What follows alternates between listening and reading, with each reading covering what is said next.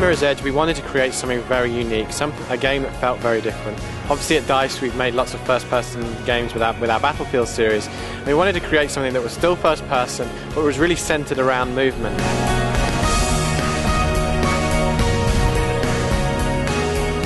The one reason for keeping the levels linear was the fact that we could cram as much gameplay as we could and as much variety of gameplay into every level. The one key thing though is what I really want to emphasize is, although it's a linear sort of level-based game, there's lots of variety and lots of different routes through every single level, so there's lots of reasons to go back in and play and to get through the levels as quickly as possible.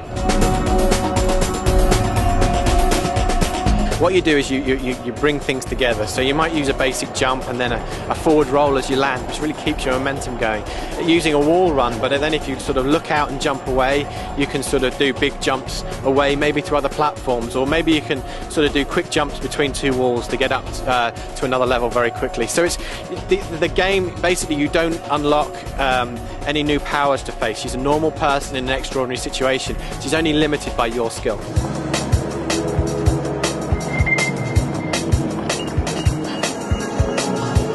We're showing quite a bit of combat this week here at Leipzig. It's simple in the fact that it's melee combat. You use R2 to kick, to punch, all very context sensitive. So if you're in the air, you'll kick down. If you're sliding along the ground, you'll kick up, or if you're just standing, you'll punch. You know, it's all about using the strategy in combat.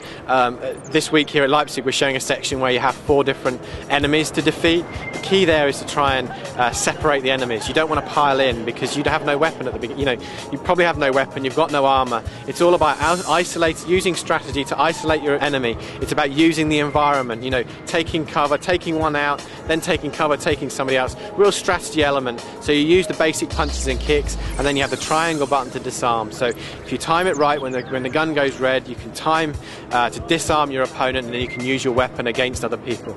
The key though with weapons is you only have the ammo that's left in the clip. The other thing is weapons are very heavy, so you can't make big jumps, you can't climb with weapons, so you have to discard them and move along the way.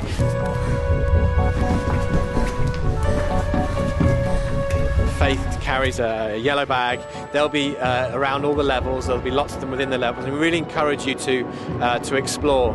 You know, the Storm Drains level that we've shown in E3 and here at Leipzig. There's lots of different routes through that. You'll be encouraged to explore, to find different routes, because again, certain routes are quicker than others. You have to use different skills to get through them, and obviously part of that is finding the bags throughout the world.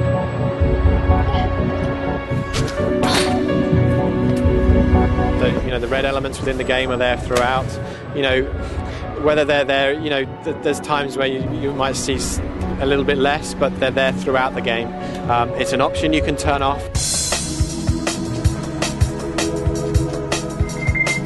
Momentum is all about the longer you push forward on the stick. There's not really different levels, it's just the longer you push forward, the faster you'll run. Obviously we cap it to a certain speed. The music is something that we will be, again, talking about closer to launch. We're really excited about the kind of music we'll be bringing to the game, but as I say, we'll go into more details about that in the coming month. So Mirror's Edge is coming out on PlayStation 3, on Xbox 360 and on PC.